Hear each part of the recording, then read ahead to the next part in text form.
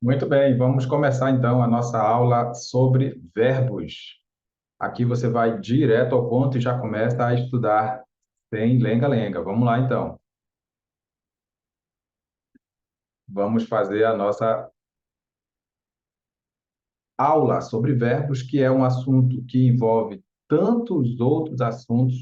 Verbos é uma coisa que vai longe, vai em quase praticamente todo o programa de português. Então, nós vamos fazer isso juntamente com as outras informações que forem necessárias, você vai anotando aí no seu caderninho para não perder nada, deixar tudo certinho para a nota, para o nosso entendimento. Vamos lá?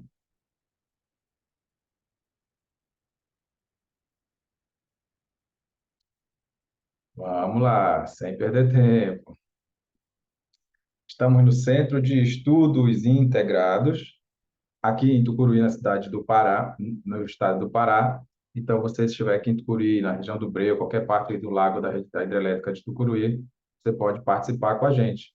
Mas, se você não estiver, você pode aí fazer parte das nossas aulas virtuais. Só entrar em contato com a gente aí pelo bate-papo. Vamos lá, então. Verbo é a palavra que indica ação, estado, mudança de estado ou fenômeno da natureza.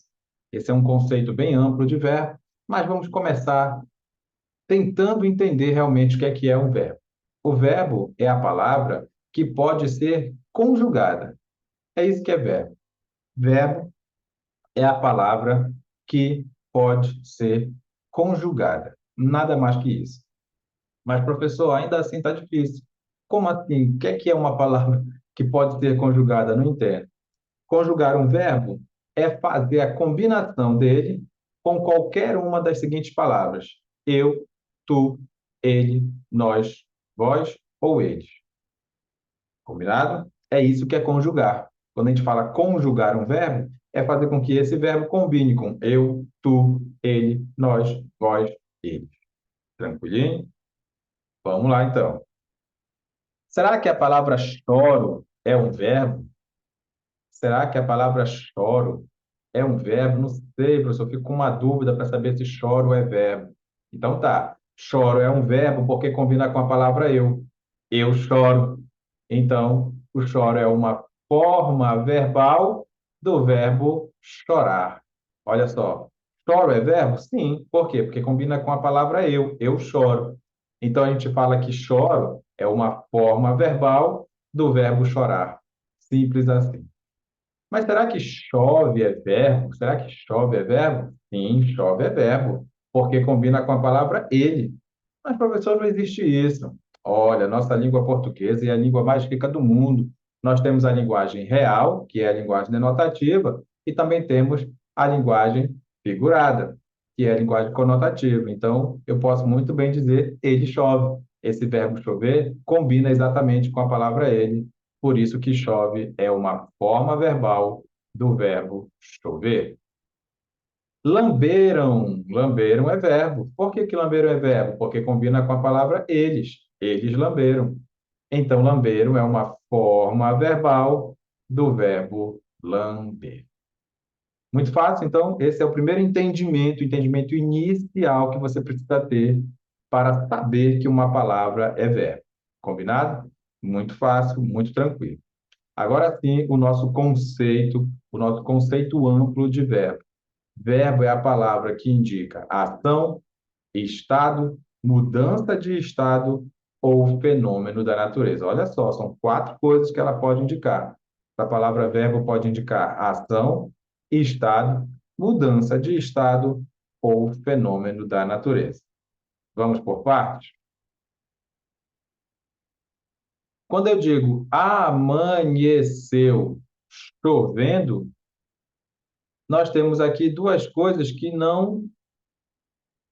estão na linguagem literal, na linguagem real, na linguagem denotativa e que de fato indica um fenômeno da natureza, um fenômeno da natureza. Amanhecer é um fenômeno da natureza, anoitecer, entardecer, chover, ventar, nevar, relampejar, trovejar. fenômeno da natureza, numa linguagem real. Então, realmente, aqui esse verbo está indicando fenômeno da natureza. Ele chegou a chefe da estação. Ele chegou a chefe da estação. Quer dizer que ele não era chefe. Ele chegou a chefe da estação. Houve aqui uma transformação, uma mudança de estado. Uma mudança de estado. Por quê? Como assim, professor? Porque está indicando transformação. Olha só, ele não era chefe da estação, ele era uma outra coisa. E agora ele é chefe da estação. Então, isso é uma mudança de estado, uma transformação. Estou feliz com você, meu amor. Estou feliz com você. Esse verbo está indicando uma característica. Esse verbo está indicando uma característica, então realmente é um estado. Como é que eu sei que um verbo indica estado? Ora, quando ele está indicando uma característica de alguém ou de alguma coisa. A palavra feliz é característica da palavra eu, que está escondida bem aqui, ó. Eu estou feliz. Então, a palavra feliz é característica de alguém, quer dizer então que o estou é um verbo que indica estado. Então, guarde esses três aqui, pessoal. Guarde esses três, porque um verbo só vai indicar ação, um verbo só vai indicar ação quando ele não indicar nenhum dos outros três. Quando ele não indicar nem estado, nem mudança de estado, nem fenômeno da natureza. Olha só, amanheceu chovendo? De fato, o amanhecer é um fenômeno da natureza, chover é um fenômeno da natureza porque está numa linguagem real, numa linguagem literal. Ele chegou a chefe da estação, você percebe que houve uma transformação. Ele não era chefe, ele chegou a chefe. Então, houve uma transformação. Esse verbo, então, está indicando mudança de estado. Estou é um verbo que indica estado, porque a palavra feliz indica a característica da palavra que vem antes. Característica da palavra que vem antes. Não esquece que aqui está indicando uma transformação. Mudança de estado, pessoal, é a mesma coisa que transformação. Beleza? Pronto. Eita, muito bem. Transformação. E quando é que é a ação, professor? Ora, se não for nem estado, nem mudança de estado, nem fenômeno da natureza, o verbo realmente indica ação. Então, quando eu digo penso em você, meu amor, toda hora, esse verbo pensar é uma ação. Olha que coisa, né? O verbo pensar é uma ação. Mas por quê? Porque não indica estado, não indica mudança de estado, não indica fenômeno da natureza. Toda vez que não indicar nem estado, nem mudança de estado, nem fenômeno da natureza, então nós temos aí um verbo que indica ação. O mais importante dele é o verbo que indica ação, porque daí nós vamos ter todas as mudanças de voz, porque um verbo tem voz quando ele indica ação. Quando um verbo indica ação, ele tem voz. Pode ter voz ativa, voz passiva ou voz reflexiva. Vamos lá. Verbo também é a palavra que se flexiona e modifica em pessoa, número, tempo, modo e voz. Verbo é aquela palavra que pode ser modificada, se flexionar em pessoa, número, tempo, modo e voz. Vamos lá ver cada um desses? Para isso, precisamos conhecer o que é pessoas do discurso. Na verdade, precisamos saber o que é um discurso. Discurso, pessoal, nada mais é do que uma fala. O discurso nada mais é do que uma fala. É isso que é discurso. Discurso é uma fala. Tranquilo? E o que será pessoas do discurso? Cuidado com essa palavra pessoas, porque nem sempre palavra pessoas vai significar pessoas, né? Nem sempre vai significar gente, nem sempre vai significar ser humano. Porque numa linguagem real, numa linguagem literal, com certeza pessoas são seres humanos. Mas aqui nós estamos utilizando as pessoas do discurso. Quem é a primeira pessoa do discurso? É a pessoa que fala. Nesse exato momento, eu sou a primeira pessoa, porque eu estou falando com você, e você é a segunda pessoa, porque a segunda pessoa é a pessoa com quem se fala. Mas a terceira pessoa não precisa ter uma pessoa. A terceira pessoa é o assunto da fala. Se você estiver falando de alguém, paciência, né? Tem coisa melhor para você fazer, mas se você estiver falando de alguém, também não tem problema, vai ser a terceira pessoa. Mas a terceira pessoa é o assunto da fala. Combinado? Primeira pessoa, pessoa que fala. Segunda pessoa, a pessoa com quem se fala. Logicamente que esses papéis aí se alternam a todo instante. Se você estivesse falando comigo aí de volta, você seria a primeira pessoa e eu seria a segunda pessoa, normalmente, tranquilinho. Mas a terceira pessoa é o mais importante, porque é o assunto da fala. Essas são as pessoas do discurso. A partir das pessoas do discurso surgem as pessoas gramaticais. Como assim pessoas gramaticais? É porque nós temos dois números aqui no verbo, assim como nós temos em qualquer outra palavra. Nós temos dois números. Esse número significa singular e plural. Então, nós temos as três pessoas do singular e as três pessoas do plural. Por isso que dá, então, um total de seis pessoas gramaticais. Seis pessoas gramaticais.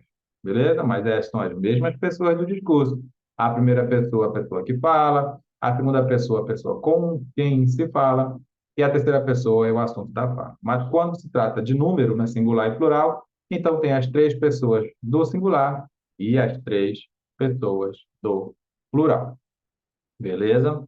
Então vamos lá. Quem é a primeira pessoa do singular? Pessoal, só existe essa palavra aqui que representa a primeira pessoa do singular. A primeira pessoa do singular é a palavra eu. Só existe essa palavra aqui que representa a segunda pessoa do singular. É a palavra tu. Então, eu quero que você grave, de verdade, que você grave quem é a primeira pessoa do singular, eu. Quem é a segunda pessoa do singular, tu. Porque, pessoal, quando a banca mencionar em qualquer situação lá da sua prova terceira pessoa do singular, não quero que você pense que é somente a palavra ele ou a palavra ela, como a gente aprendeu na escola. Não é? Você decorou, não decorou a sequência dos pronomes pessoais do caso reto? Eu, tu, ele ou ela, nós, vós, eles ou elas. Claro, tá certinho, logicamente. Mas terceira pessoa, na verdade, é qualquer coisa, qualquer palavra que esteja no singular, que não seja nem a palavra eu, nem a palavra tu. Tudo que não for nem eu, nem tu, é terceira pessoa do singular, logicamente estando no singular. Vamos lá de novo, bem devagar, para você não pirar. Quem é a primeira pessoa do singular? Eu, palavra eu. Quem é a segunda pessoa do singular? Tu, palavra tu. E quem é a terceira pessoa do singular, professor? Me atrapalhe com isso. Não, se não está escrito nem eu, nem tu, é terceira pessoa do singular. Não pira com isso, tá bom? Pode ser qualquer palavra que, estando no singular, não seja nem a palavra eu, nem a palavra tu. Combinado? Então, tá bom. Quem é a primeira pessoa do plural? Primeira pessoa do plural só existe a palavra nós. Ninguém mais é a primeira pessoa do plural. Só existe a palavra nós. Quem é a segunda pessoa do plural? A segunda pessoa do plural é a palavra vós. A segunda pessoa do plural é a palavra vós. Então, quer dizer que você só tem essas duas pessoas aí. Primeira pessoa do singular, do plural é nós, segunda pessoa do plural é vós. Qualquer outra palavra que esteja no plural vai ser terceira pessoa do plural. Mas sabe o que é qualquer outra palavra? Não é só o eles e elas que a gente viu na escola. Qualquer outra palavra que esteja no plural, que não seja nem nós nem vós, é terceira pessoa do plural. Eu gosto sempre de pensar assim, olha esse texto que vai cair na tua próxima prova, no teu próximo concurso. O poste disse para o cachorro, não mija mais em mim. Olha aí, o poste disse para o cachorro, não mija mais em mim. E aí, a banca vai perguntar assim: o texto está em que pessoa? O texto está em que pessoa? Não tem nem pessoa nesse texto, né? Tem um poste falando com o cachorro. Não, não, vou marcar aquela alternativa que diz que o texto não tem pessoa nenhuma. Ei, o poste falando com o cachorro? Que em pessoa está esse texto? Não sabe? Mas por acaso você viu a palavra eu nesse texto? Palavra tu? Palavra nós? Palavra vós? Não viu? Então pronto, o texto está em terceira pessoa.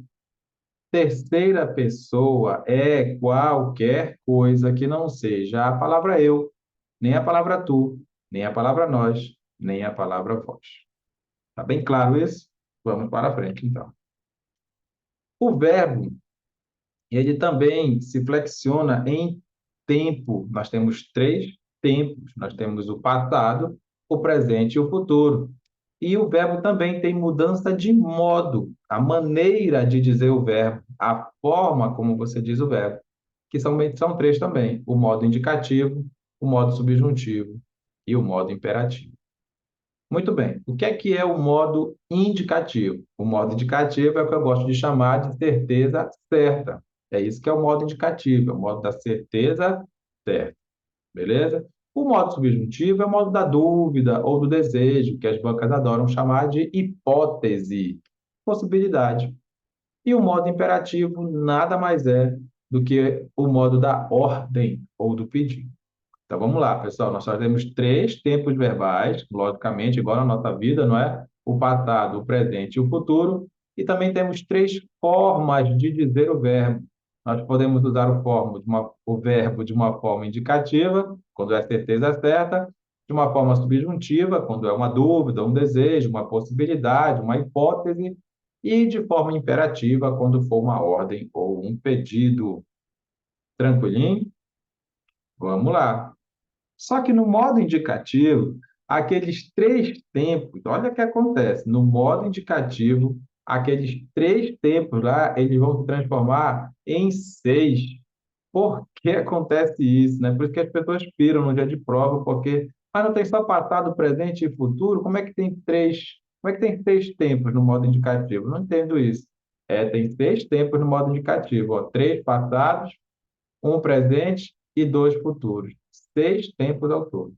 Por isso que agora a gente vai ver um por um, bem devagarzinho, para você não ter nenhuma dificuldade. Vamos começar com o pretérito perfeito do indicativo. Não esquece que a palavra pretérito é sinônimo da palavra passado. A palavra pretérito é a mesma coisa que passado. Então, se na prova cair lá passado perfeito no indicativo, é a mesma coisa, tá? É a mesma coisa, passado perfeito do indicativo. Tranquilo? Muito bem. O que é pretérito perfeito do indicativo? É aquilo que aconteceu e pode acontecer de novo. É possível que aconteça de novo, porque ele foi perfeito. É um passado perfeito que aconteceu na sua vida, você quer que aconteça de novo. Por isso que a gente chama de pretérito perfeito do indicativo. Aquilo que aconteceu e pode acontecer de novo. Aí você diz assim, professor, mas como é que eu vou saber que pode acontecer de novo? Porque olha só, se eu disser para ti assim, eu cantei ontem, se você escuta alguém falando, eu cantei ontem, você, esse cara é cantor, né? Ou pelo menos ele tenta cantar. Quem sabe eu não vejo na próxima vez que ele for cantar. Eu cantei. Sabe como é que eu sei que pode acontecer de novo? Porque se não pudesse mais acontecer, ele dizia assim: olha, eu cantava muito. Eu cantava, quer dizer que hoje não canta mais. Hoje não canta mais. Beleza? Tranquilinho? Olha lá, hein? Pretérito perfeito porque aconteceu e pode acontecer de novo. Nós bebemos naquele dia. Nós bebemos, essa pessoa tem o costume de beber, porque se ela não bebesse mais, ela dizia assim, ó, nós bebíamos naquele tempo lá, nós bebíamos, mas quando eu digo nós bebemos, pode ser que a gente beba de novo. Eles partiram semana passada, quer dizer que eles podem partir de novo, porque se eles não pudessem mais partir, eu ia dizer eles partiam, né? Eles partiam, quer dizer que eles não partem mais. Então é isso que é pretérito perfeito do indicativo. Aquilo que aconteceu e pode acontecer de novo. Aconteceu e pode acontecer de novo. Tranquilo? Bem seguro, né? Não confunde. Pretérito perfeito do indicativo é aquilo que aconteceu e pode acontecer de novo. Porque tem o pretérito imperfeito. Tem o pretérito imperfeito do indicativo, que é aquilo que aconteceu, mas você sabe que não vai mais acontecer. Mas como é que eu sei, professor? Olha aqui, ó. Se você ouve alguém dizendo eu cantava, se você ouve alguém dizendo eu cantava, quer dizer que essa pessoa não canta mais, né? Ela cantava, não canta mais. Ó, aconteceu e não acontece mais. Se você ouve alguém dizer nós bebíamos naquele tempo, quer dizer que a pessoa não bebe mais. Se você ouve alguém dizer eles partiam, quer dizer que hoje eles não partem mais. E se ficar mais fácil, você olha para a desinência. A desinência, modo temporal. Eita, professor, desinência é modo temporal, aquele pedacinho do verbo, não é uma sílaba. Claro, coincide às vezes de ser uma sílaba, mas não é uma sílaba, é aquele pedacinho do verbo que indica para a gente o tempo e o modo do verbo. Toda vez, sabe o que é toda vez? Toda vez que você encontrar esse VA aí no verbo, você não tem medo de dizer que é pretérito imperfeito do indicativo. É sempre assim, nunca vai mudar. Assim é bom demais, não é? Toda vez que você encontrar o VA num verbo, você já sabe que é pretérito imperfeito do indicativo. Ele dançava, ele falava, beleza? E se você encontrar o ia, também é característica do pretérito imperfeito do indicativo. O ia sem R antes. O ia sem R antes, porque você vai encontrar esse ia lá no futuro, mas é com R, R, R. O R do verbo do infinitivo antes do ia. Então, se tiver o ia sozinho, sem o R antes, é característica do pretérito imperfeito do indicativo. Além desses dois passados, né, do pretérito perfeito, que é aquilo que aconteceu e pode acontecer de novo, e do pretérito imperfeito, que é aquilo que aconteceu e não acontece mais, você tem também no modo indicativo o pretérito mais que perfeito. O que é o pretérito mais que perfeito? Ora, é o passado do passado, exatamente como a gente aprendeu na escola. É isso mesmo, é o passado do passado. E ele tem uma característica marcante que você que quer aí passar no seu concurso não vai vacilar. Você já anota aí que toda vez que aparecer a desinência, modo temporal, RA sem acento, RA sem acento, porque você vai encontrar o RA com acento também lá no futuro. O RA sem acento, você já sabe que é pretérito mais que perfeito do indicativo.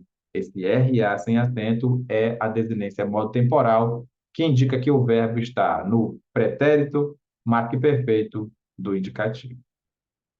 Mas é interessante que você saiba a aplicação do pretérito mais que perfeito. Olha só, ontem encontrei um amigo com quem eu cantara na semana passada. Ontem eu encontrei, ó, encontrei é o pretérito perfeito, porque aconteceu, pode acontecer de novo. Se não pudesse mais acontecer, era encontrava, não é mesmo? Beleza, então tá bom. Só que eu cantei com ele ontem também. Não, olha o contexto, ó. Olha o contexto. Se eu tivesse dito para ti que ontem eu encontrei um amigo e cantei com ele a noite toda, tudo aconteceu ontem, no mesmo tempo, não é? Eu encontrei e cantei com ele ontem. Aí os dois eram pretérito perfeito.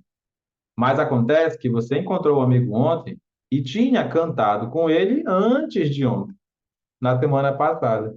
Então, aí sim é o momento de você usar o pretérito mais que perfeito. Tem que tomar muito, mas muito cuidado, porque imagina que na tua prova viesse escrito assim, naqueles comandos lá de marca certa, marca errada. Não tem nada no comando, só diz assim, procure a seta, te vira. E aí vem escrito aqui na letra A. Ontem encontrei um amigo com quem eu cantei semana passada. Ninguém vai dizer que essa frase está errada, mas você agora já sabe. Peraí, não pode ser ontem eu encontrei um amigo com quem eu cantei semana passada. Não pode. Por que que não pode? Porque a ação de encontrar foi ontem, mas a ação de cantar foi antes, foi o passado do passado. Então, aqui na ação de encontrar, a gente vai, de cantar, né? A gente vai colocar a desinência modo temporal RA sem acento, para indicar que realmente essa ação é anterior a essa aqui, ó. É assim que a gente utiliza o pretérito mais que perfeito. Muito bem. Vamos lá, então. O presente do modo indicativo é o mais fato de todos, porque o nome já está dizendo, não é? É presente, não é presente, está acontecendo agora, nesse instante. Não tem como confundir presente com passado, não tem como confundir presente com futuro. O que acontece em dia de prova, infelizmente, é que as pessoas confundem presente do indicativo com presente do subjuntivo, embora não precisasse você ter essa confusão na sua cabeça. porque o presente do subjuntivo é uma hipótese, é uma dúvida, é um desejo, é uma possibilidade, e no modo indicativo não, é certeza certa. Então não era para ter essa confusão. Então, o presente do indicativo realmente é a coisa mais fácil do mundo, é aquilo que está acontecendo no momento. Como é muito fácil, vamos fazer o seguinte: todos os tempos verbais, para qualquer um dos tempos verbais, a banca pode te perguntar. A banca pode te perguntar assim, o que é que esse verbo indica? O que é que esse tempo está indicando? E aí você tem que usar o contexto, não é todo o seu raciocínio analítico para realmente perceber e analisar o que está acontecendo com aquele verbo. Para fazer isso aqui com o presente, mas isso acontece com todos os outros tempos verbais, tá bom? Vamos lá. Ele pode exprimir uma ação habitual ou uma ação permanente. Olha aí, ele pode exprimir uma ação habitual ou permanente. Isso é uma das indicações do presente do indicativo. Olha só, no verão, todos da família viajam juntos. Viajam é presente, presente do indicativo. Mas esse verbo viajar está aqui com essa ideia de ação habitual. Todo tempo eles viajam. Sempre quando é no verão, eles estão viajando. Então, olha só, no verão, todos da família viajam juntos. Isso aqui é uma ação que dá para ser considerada uma ação habitual ou permanente. Todo tempo está acontecendo ali. Nesse momento, sinto como se minha cabeça explodisse, né? Tanta informação, não é mesmo? Por isso que a gente faz essa aula aí um pouco mais esticada, para você ficar aí com essas informações, repetir quantas vezes achar necessário. E assim é até melhor, não é mesmo? Que o algoritmo lá do YouTube vai ver que esse vídeo está sendo bem acessado. Beleza? Então, volte quantas vezes necessário. Nesse momento, sinto como se minha cabeça explodisse. Esse verbo sentir aqui está indicando realmente um fato simultâneo à enunciação. Está acontecendo no momento da fala. Porque aqui você percebeu que não está acontecendo no momento da fala, não é mesmo? Aqui foi só para indicar que é uma ação habitual, que todo tempo acontece isso. Vamos lá. O presente do indicativo é utilizado para também indicar um fato certo que ocorrerá no futuro. Olha só, pessoal, um fato certo que ocorrerá no futuro muito próximo. Olha que coisa, olha a maldade de uma banca de concurso que traz uma frase dessa aqui, ó. Segunda-feira parto para o interior. Parto é presente do indicativo, é com certeza. Eu parto, tu parte, ele parte. Presente do indicativo. Mas acontece que essa ação não está acontecendo hoje. Vai acontecer só segunda-feira. Olha aí. Então, qual era a frase certa aqui que você tinha que dizer? Segunda-feira partirei para o interior. Você deveria dizer partirei, mas você quis dizer parto. Ah, então tá. Esse parto é presente no indicativo, mas está indicando futuro próximo. É por isso que você tem que ficar atento às indicações. O que é que o tempo indica? Nesse caso, o que é que esse presente aqui está indicando? Esse presente está indicando futuro. Olha que coisa mais doida. O presente indicando futuro. Então, você não vacila lá na hora da prova, já sabe que é realmente desse jeito. O verbo tem que indicar. Você vai analisar o que é que o verbo está indicando. Olha só. Ela vai ao médico amanhã cedo. Ela vai? Olha, ela vai não é futuro, não. O vai é presente no indicativo. Não sabia? Olha, eu vou, tu vais, ele vai, é presente do indicativo, presente. Ah, você usou o presente, mas na verdade você queria dizer o futuro, não é? Você queria dizer o futuro. Ela irá ao médico amanhã cedo. Ela irá ao médico amanhã cedo. Beleza? Ela irá ao médico amanhã cedo. Essa era a frase que você deveria dizer. Mas você usou o presente querendo significar futuro. Pessoal, não vacila, tá? Se a banca perguntar o que é que o vai indica, o vai é presente, presente no indicativo. Ele está indicando o futuro porque ele representa o irá, que é de fato o futuro. Beleza? Ainda sobre o presente do modo indicativo, nas narrações, nos textos mais literários, o presente pode ter uma alternativa ao passado. Olha só, estabelecendo o chamado presente histórico. Olha aqui, ó. Ela estava sozinha quando viu o som do carro se aproximando da casa. Em seguida, ele entra. Ele entra? Você está contando uma história, né? Você quer dizer, ele entrou, né? Ele entra. bate a porta e se senta em silêncio ao lado dela. Olha aí, entra, bate e se senta é a ação presente, mas é claro que isso já aconteceu porque está contando uma história. Então, agora, o que é que o presente está indicando? Passado.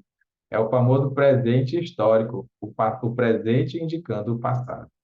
Beleza? Trouxe isso aqui só com esse tempo do presente, só para você se ligar aí, que esse tipo de pergunta pode cair na sua prova, tá bom? Esse tipo de pergunta pode cair na sua prova. O que é que o tempo, o que é que esse verbo indica?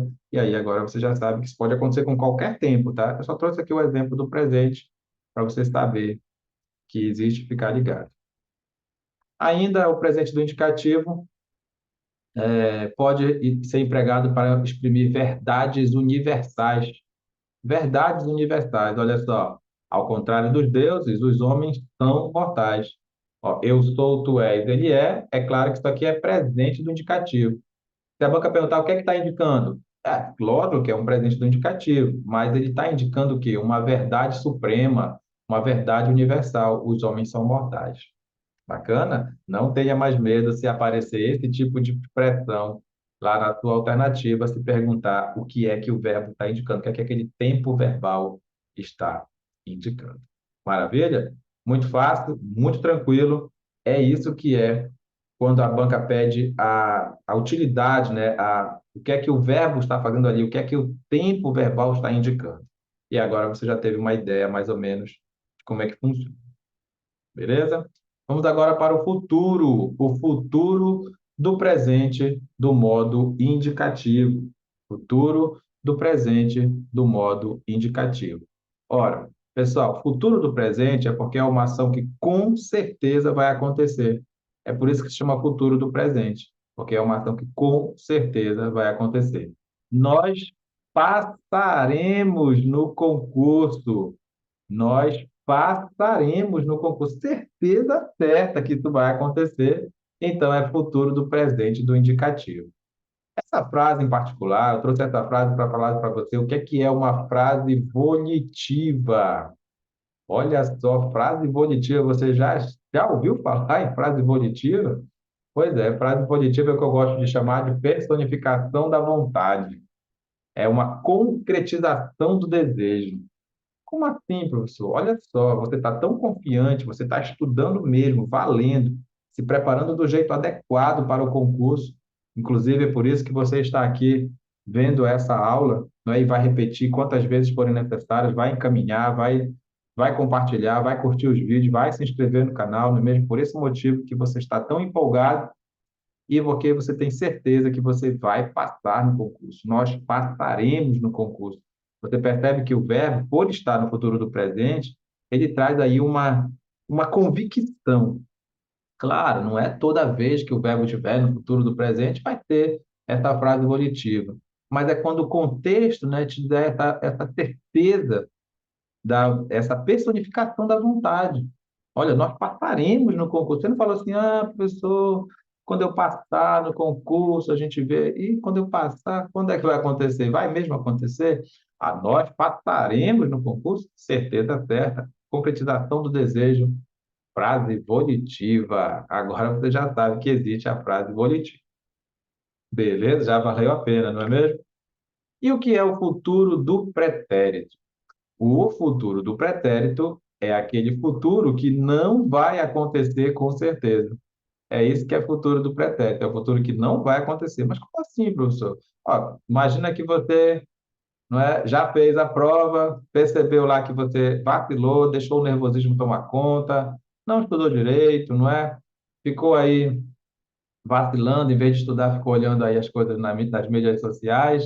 E aí você disse, olha, nós passaríamos no concurso, nós passaríamos no concurso, mas ficamos vendo aí, ficamos dando curtir em tudo quanto foi foto dos outros e deu nisso, né? Se você quiser uma dica, tá aqui, ó, é o ia, só que agora depois do R. O ia depois do R, não é, é realmente a característica do futuro do pretérito do modo indicativo, futuro do pretérito do modo indicativo. Por quê? Porque ele representa aquilo que ia acontecer. Ó. Nós iríamos passar, nós íamos passar. É isso? Íamos passar. Maravilha? É muito fácil, né? Reconhecer o futuro do pretérito. É aquilo que ia acontecer, com certeza. Beleza? Ia, não vai mais. E sempre é o ia antes do R, depois do R. Acontece que esse tempo, apesar de ser do modo indicativo, apesar de esse tempo ser do modo indicativo, ele normalmente vem associado a um outro tempo e a um outro modo, chamado de pretérito imperfeito do subjuntivo. E aí, quando ele vem associado com esse tempo, a frase toda vai passar a indicar possibilidade, hipótese, dúvida, desejo. Tá bom? Olha só. Se tivéssemos estudado mais, teríamos passado no concurso. Se tivéssemos estudado mais, teria passado no concurso. Olha só, pessoal, a banca adora esse nome aqui, tá? Hipótese.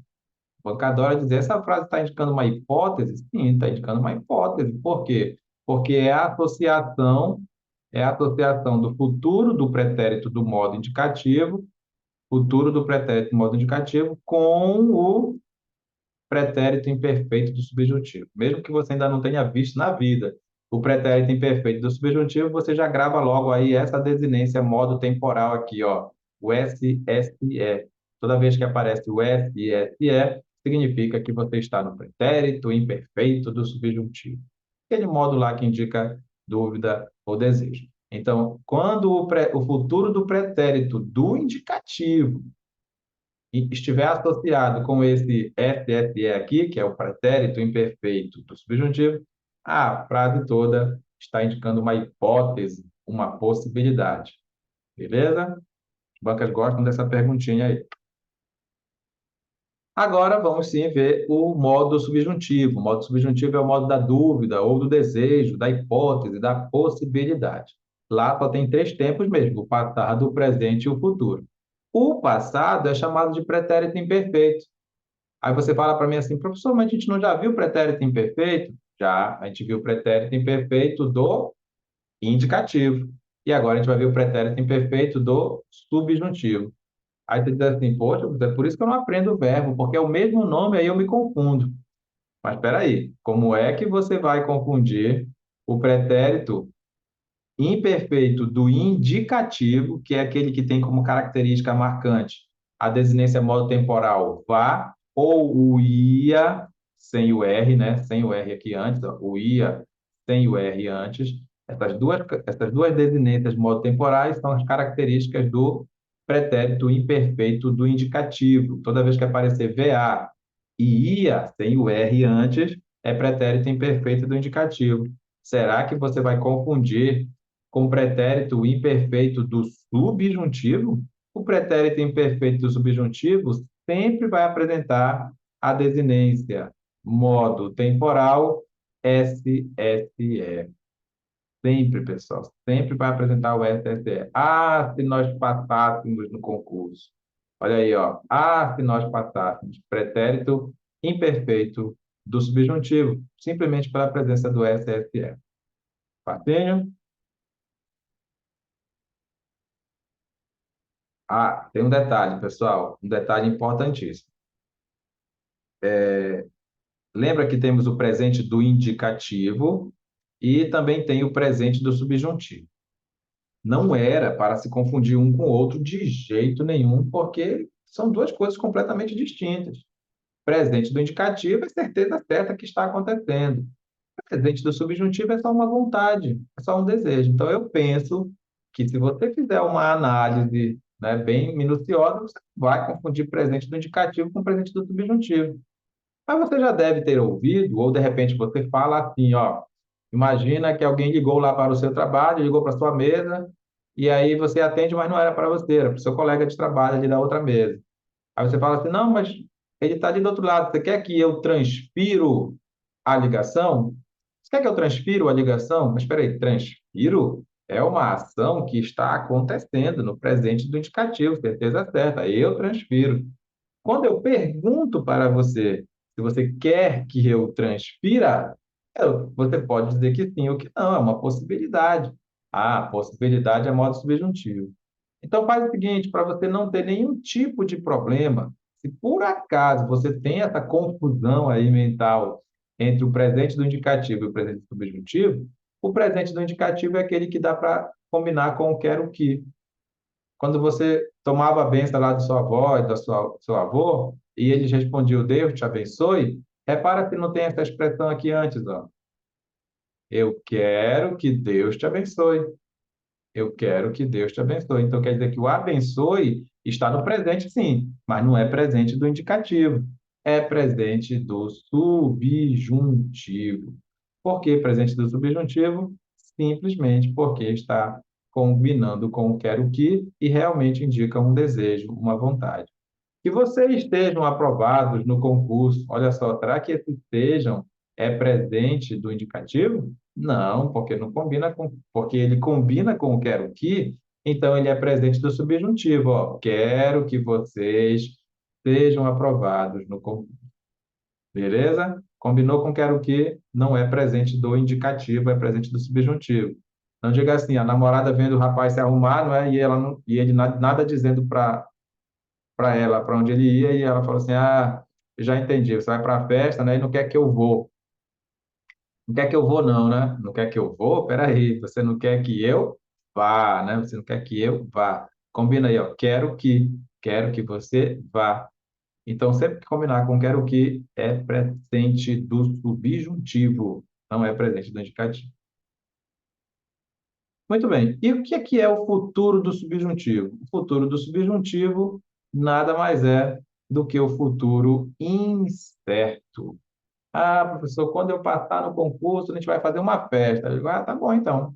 Mas não está com muita confiança, não, né? Mas por quê? Você diz, quando eu passar, mais certeza. Como é que você deveria dizer? Eu passarei no concurso e vamos fazer uma festa, né? Eu passarei no concurso e vamos fazer uma festa. Certeza certa. Mas quando eu passar no concurso, ih, já era. Pode ser que sim, pode ser que não. É uma possibilidade, é um futuro incerto. É para usar o quando for o futuro certo, mas nós fazemos e muito a utilização do se no lugar do quando. Ó. Se ele beber mais uma cerveja, desmaia. Opa, na verdade, você quer dizer assim, ó, quando ele beber mais uma cerveja, ele vai desmaiar.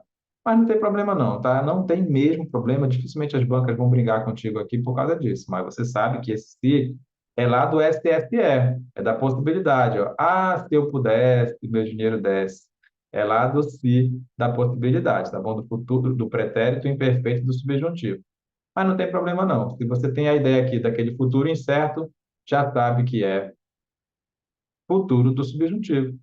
Quando nós partimos daqui, não levaremos nada de material. Para que essa ganância toda, né? Quando nós partirmos daqui, ó, partirmos daqui, não levaremos nada. Beleza? Futuro incerto. Não sei quando é que vai acontecer. Muito bem. Agora vamos para o modo imperativo, para a gente fechar essa primeira parte aqui da nossa aula com chave de ouro, falando aqui sobre o modo imperativo. Pessoal, o modo imperativo é o modo da ordem ou do pedido. Modo imperativo é o modo da ordem ou do pedido, tá bom? Então, cuidado. No modo imperativo não existe tempo verbal, não existe presente do imperativo, passado do imperativo, futuro do imperativo, não. Já é uma alternativa para você eliminar lá no dia da prova, se vier. Ah, esse verbo está na segunda pessoa do plural do pretérito mais que perfeito do imperativo. Não existe isso. Não existe tempo verbal no modo imperativo, tá bom? Não existe tempo verbal no modo imperativo. Mas existe forma. Como assim forma? Ó, eu posso mandar você fazer alguma coisa, eu posso pedir para você fazer alguma coisa. Então, isso aí é imperativo afirmativo. Da mesma forma, eu posso mandar você não fazer. Ei, não mexe aí. Posso mandar você não fazer, eu posso pedir para você não fazer. E aí vai ser o imperativo negativo.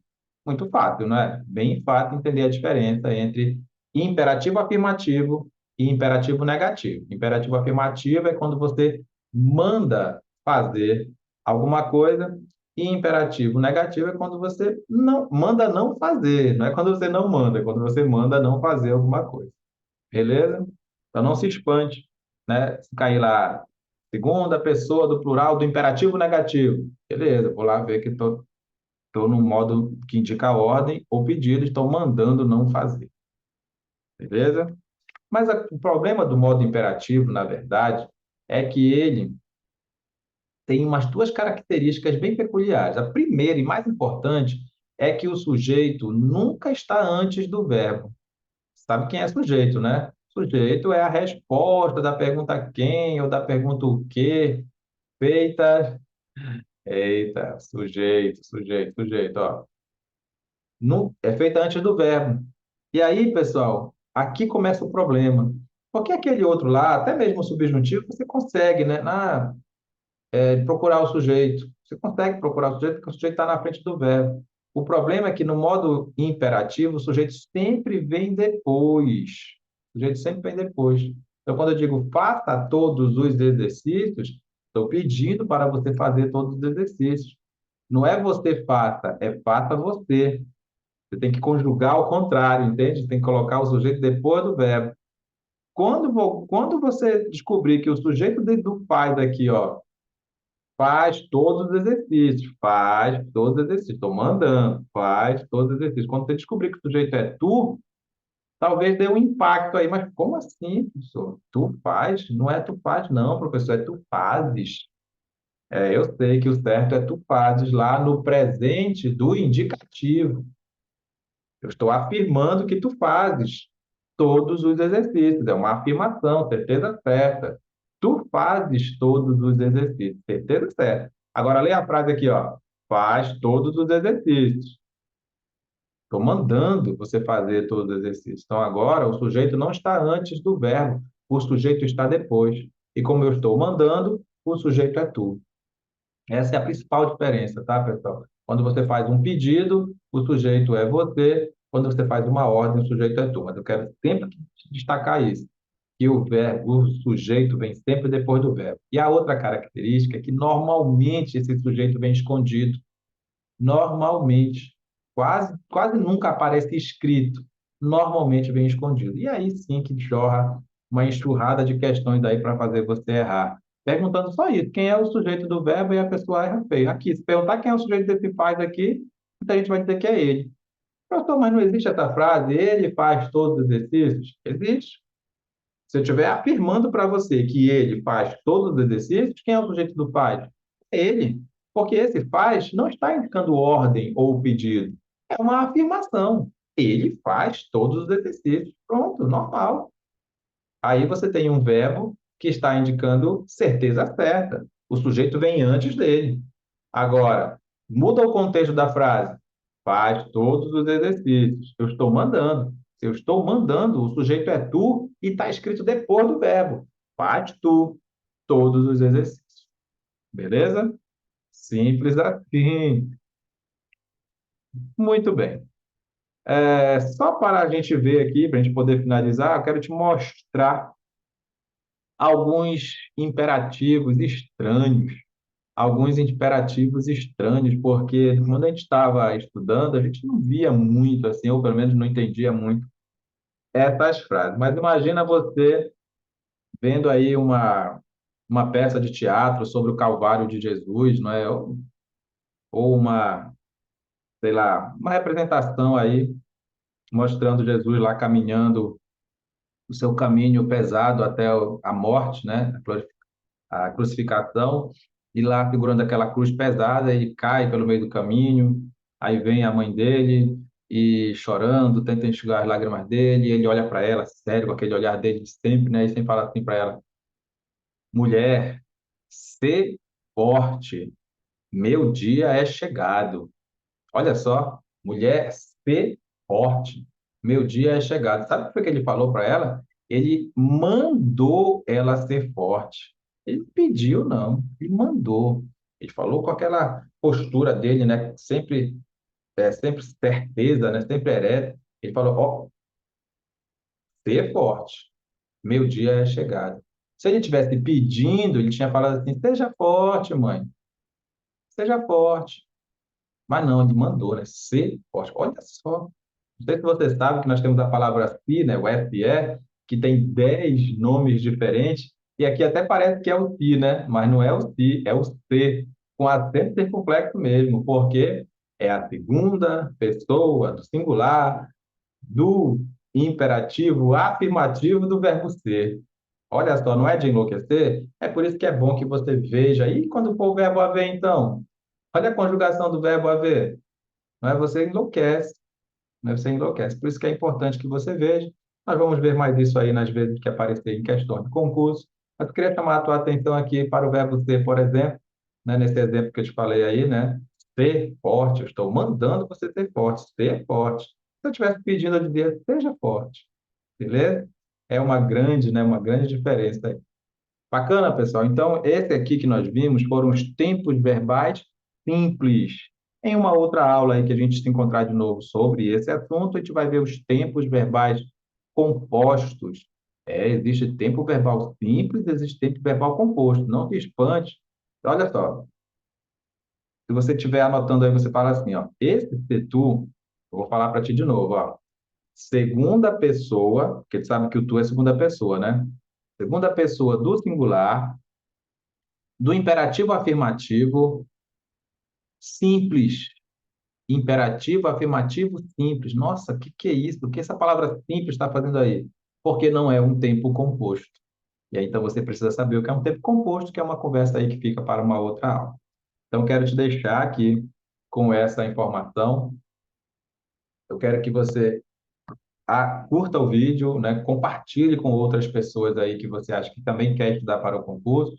Nossos vídeos normalmente são assim de bate-pronto mesmo, é só para dar aquela informação, não é para ficar enrolando, não é mesmo? Então, eu quero que você tome uma água agora, respire fundo, estique a coluna e volte para assistir o próximo vídeo. Nós vamos continuar aí a nossa aula de hoje com mais uma hora de vídeo, resolvendo aí algumas questões de concurso e depois vendo outros assuntos, e assim a gente vai levando o barco até a sua aprovação. Combinado? É isso aí. Não pare.